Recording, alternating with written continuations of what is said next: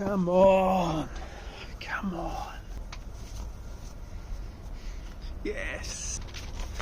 Yes. Man, 10, 11 days on, whatever it is, still doesn't feel real. 240 at Berlin 24 is meant to be. Had a little bit of time to reflect. I've also had a bit of time to recover. After the marathon, it's pretty obvious that I'm going to be sore, but yeah, I was pretty wrecked this time around. I also got really ill as well, so having taken this time to reflect back on the day itself, the prep, the aftermath, I thought now would be a good time to speak to camera, and it's been a minute, so this feels slightly weird, but let's go with it. In recapping this video, I wanted to lay kind of a word of caution to future Berlin marathon runners. I've made this video into 6 chapters or so, which I've got written as a reminder to myself. I'm also going to break it up in the YouTube bar just so you can skip to those chapters. Yes, you're welcome. I'm a good person.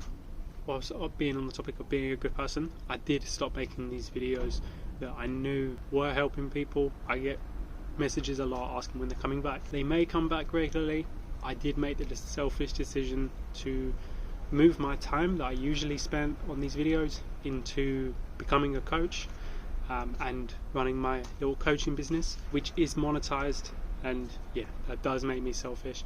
However, in the future I do plan to bring some of these videos back free of charge, sharing my experience, hopefully helping some people. But if you're interested in some coaching, please drop me a line on Instagram, link down below. Of course, I've coached probably at this point around 15 people to PBs over the last couple of years, so I'm super proud of that. I love coaching, and yeah, I get so much from it. Now, without further ado, let's jump into Berlin. Let's jump into being in Berlin, being carb loaded, hydrated, ready on the morning of the 29th of September, getting the Diodora Gara carbons on, an absolutely underrated shoe. In fact, that's probably the wrong word, it's just an unrated shoe. It's a bit of a random shoe. I wanted to give it a go, I heard a few good things, and yeah, it's incredible. So I'll leave a link down below. You can nab a pair for yourself. There's a discount code as well that I'll chuck in, brings the price down quite handsomely. This shoe I would compare, not that you came here for a shoe review, but this shoe I would compare something like a Vaporfly Next Percent to Asics Metaspeed.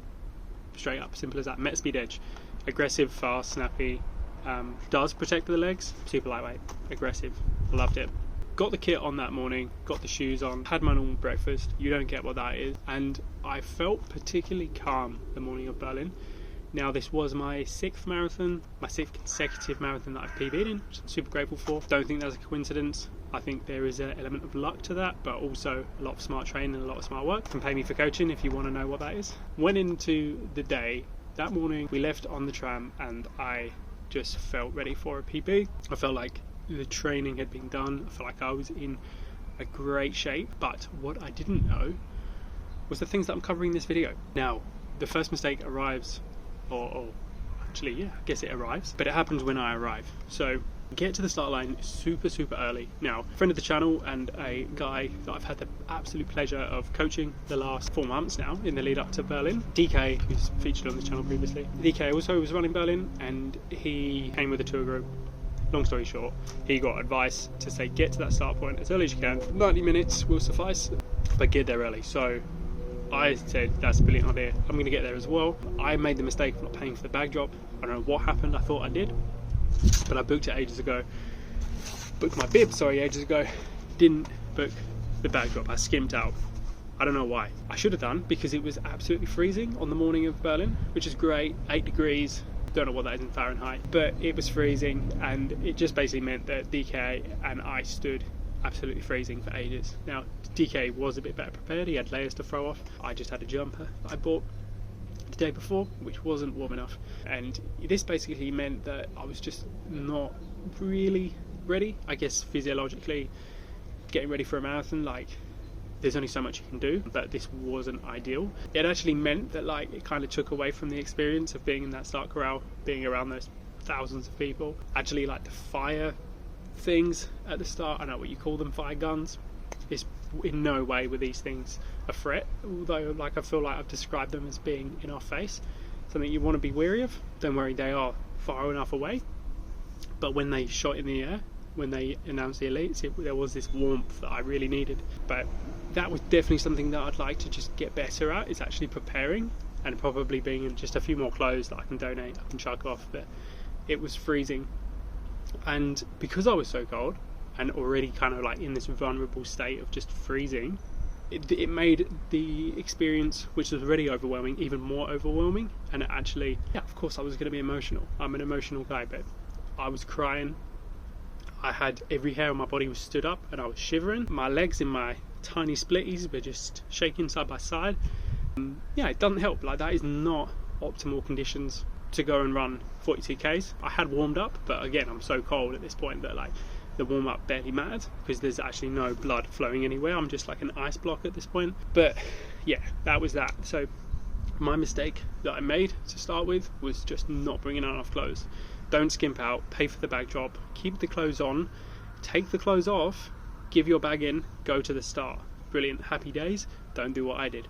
That was stupid. Now, the next mistake I made going into Berlin, after that beautiful start gantry welcomed us through, the fire gun things went off for the last time and we flew through. I was in pen B to start with, but it was pretty cool. They took the tape away, the B's absolutely just flew into the A's, we were mixed as one, and yeah, I wasn't far from the front, maybe 6 or 7 rows from the front, which was ridiculous. And actually, as a 240 runner, I didn't need to be there. I probably should have been a dozen or so guy. But when we took off, just sheer emotion, just absolute tears for me as we approached the victory column. And at this point I kind of realised that my hope of staying on that blue line that's marked every marathon major was a complete lost cause, because there were thousands of people running all kinds of different directions, different paces. It was absolute chaos. Now, I'd watch videos beforehand about Berlin in particular, and there were warnings, but actually the sheer amount of people that just cut just straight in front of me, like literally as close as that in those directions. When you start at Berlin, there's 2 different gantries,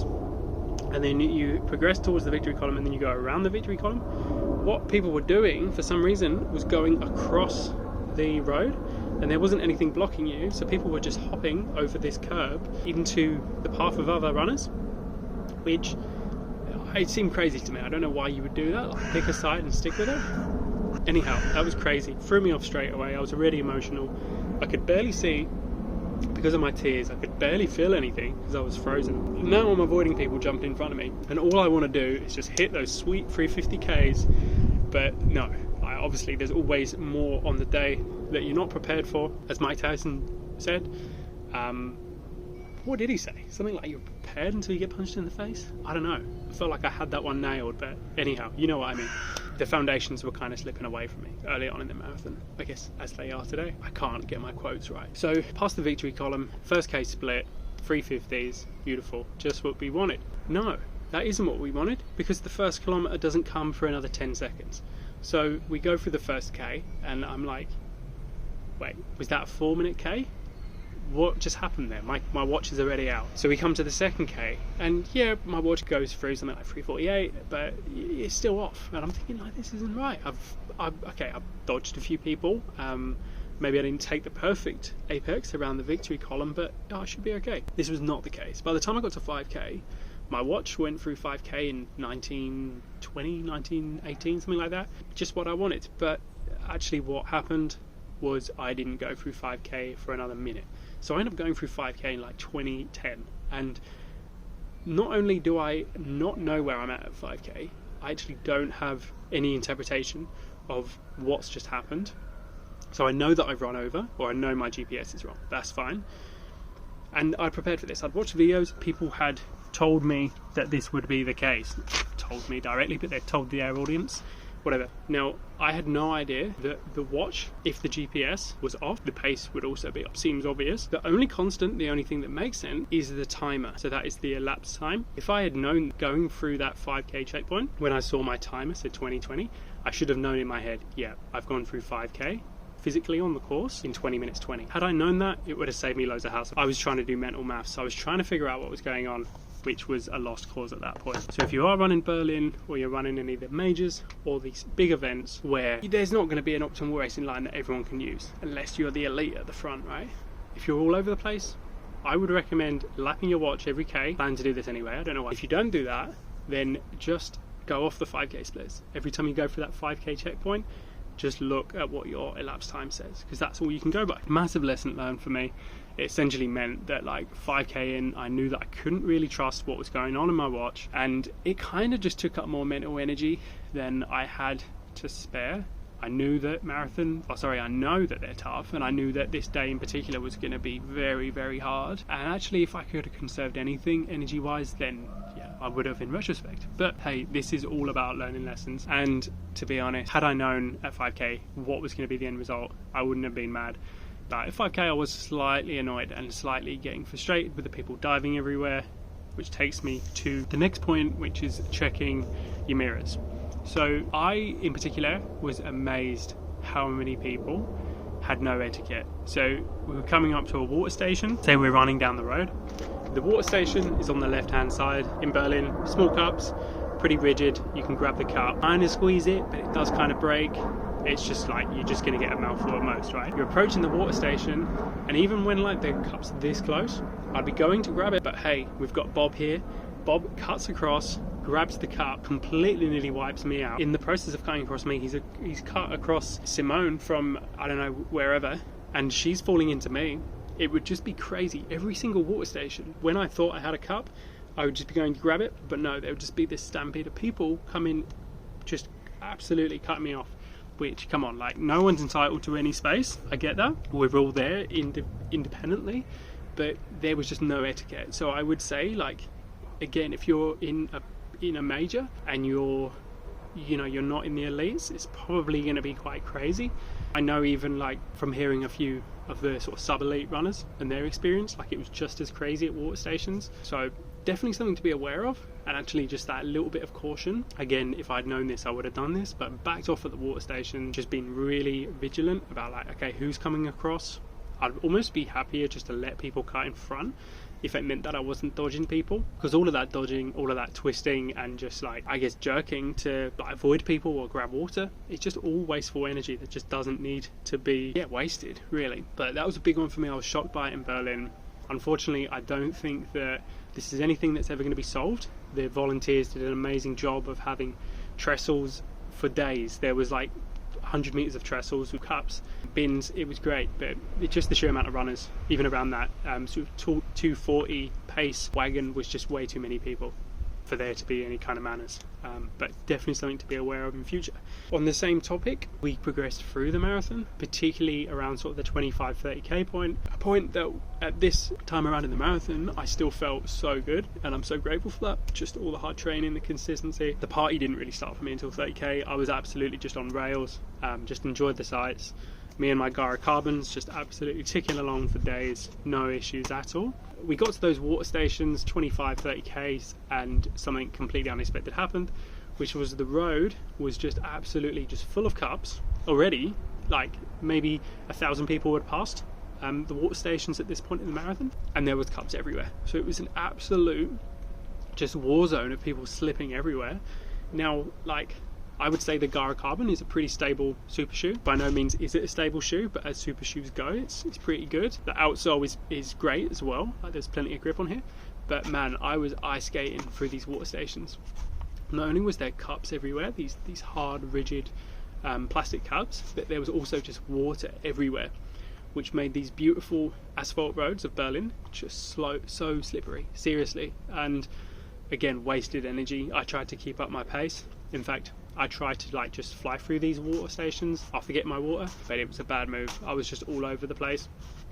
I had some real close calls of people that were obviously just as excited about me as to be getting water. They were cutting in front. We were both slipping at some points. You know, it was just an, I guess, unfortunate situation, but missing water and just smashing them all over the volunteer that's literally giving you the cup and just smashing it into their face. Thankfully just plastic and just cold water, but it's still not nice. But just chaos, just absolute madness. And at this point the marathon hasn't begun, right? 25-30k's, it's not even the halfway point in the scheme of things. So kind of stressful, kind of avoidable. Again, just slowing down through the water stations. I've met some seriously quick runners over the marathon that just stop at water stations and just take a gulp and run. I don't think in Berlin that is a bad idea. At the smaller marathons I've done, even ones like Melbourne, which have you know, a pretty good capacity, but you still can get water confidently without this kind of like ridiculous situation of like sliding and getting taken out. Something to be aware of in Berlin, absolutely. Now we're into the party time of the marathon at this point, passing 30k, and this is where something that I guess hits me. I knew it was going to happen, and I knew going to somewhere like Berlin, you're asking for this, right? But the sheer emotion from 30k onwards, when it started to get tough, I knew it was going to get tough. The fuel wasn't going down as easily.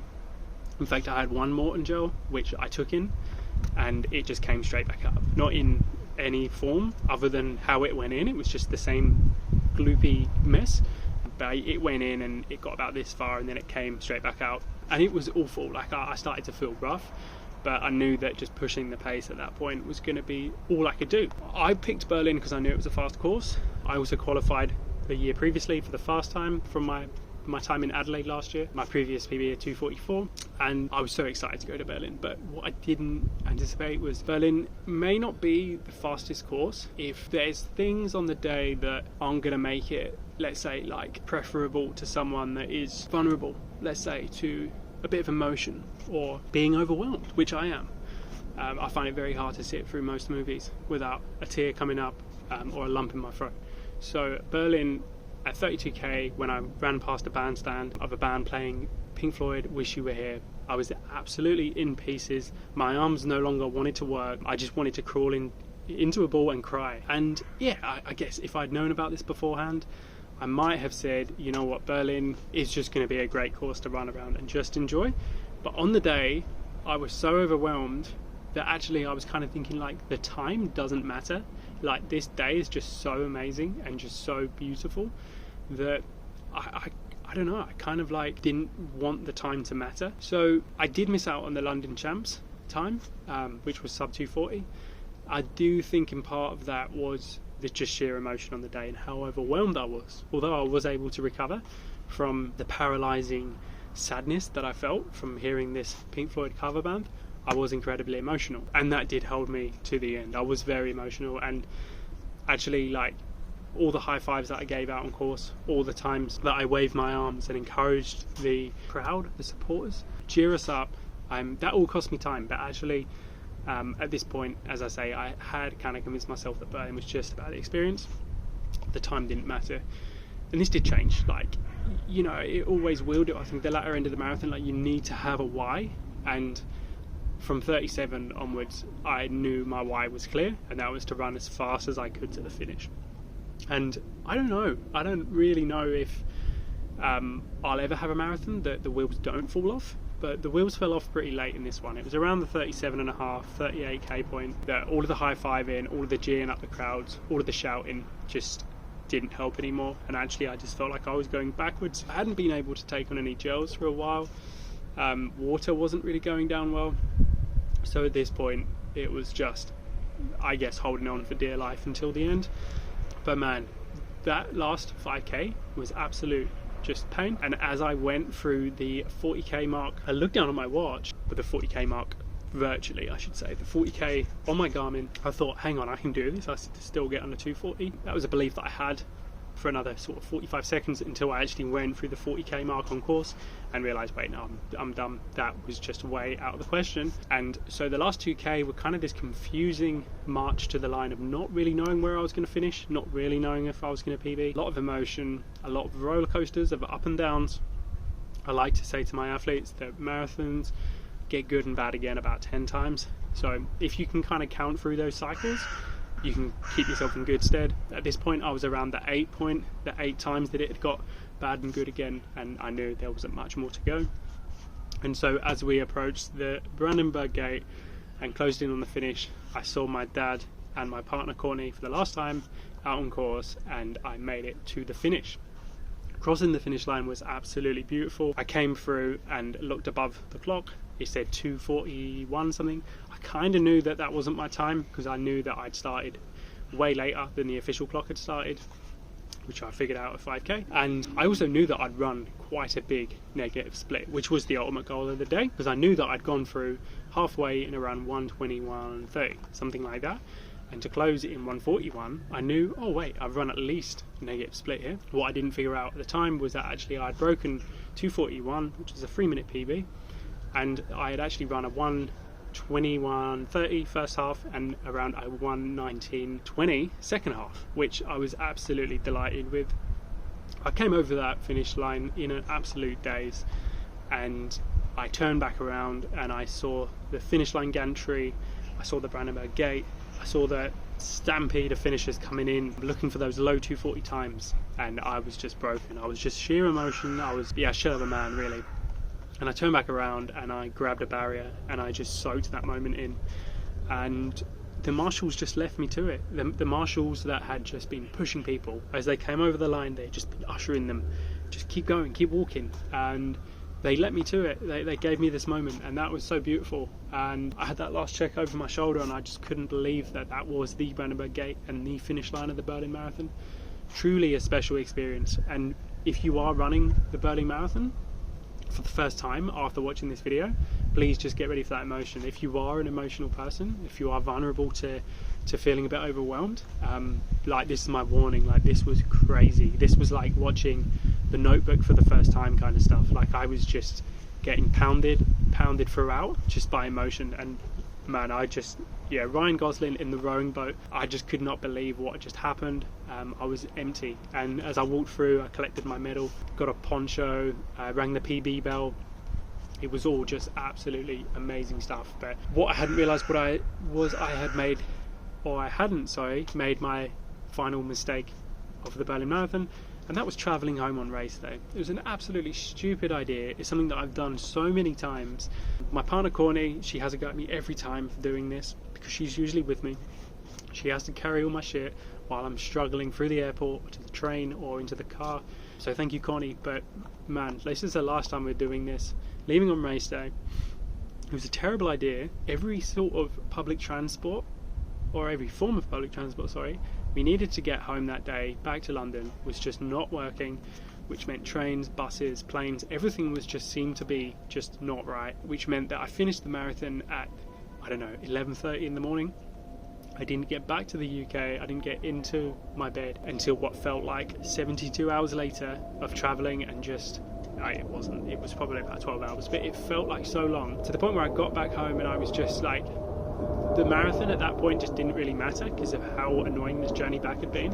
And had we left it another day or two, it would have been way more expensive, but actually way more enjoyable. And it probably wouldn't have meant that I've been so sick and so sore this whole 10 days after the marathon. So there it is. That is as raw as it gets in terms of things that, if I'm going to run Berlin next year, which I really hope I do, I'm going to be implementing strategies to basically reduce the chances of these things happening. There's always a chance travel home is going to be rubbish, or this might just always be really overwhelming, or I'm just going to be slipping over in every water station, or getting my timings wrong. But at least you can try, and basically that's all I can do. In terms of marathons, after every marathon I do sort of feel this like overall satisfaction, like satiation is probably the best word. Not one I say often, as you can probably tell. It didn't really roll off the tongue. But I don't really feel like I need to target anything too soon. I don't really feel this fire in the belly to go again. I have applied for a London place for next year, so who knows, we might be sitting here in 6 months and I might be telling you all the things I got wrong at London. Let's hope that's not the case. Let's hope I can just get there, jog around, have a good time. We'll see what happens. But as always, I would like to open up the comment area to your questions, anything and everything about running the Berlin Marathon. Also want to hear your stories if you ran Berlin and loved it, PB'd or didn't PB. Let me hear it anyway. I think that's everything. Go and get yourself a pair of Gara Carbons. They're good fun. Anyway, see you next time. Hope you like the t-shirt.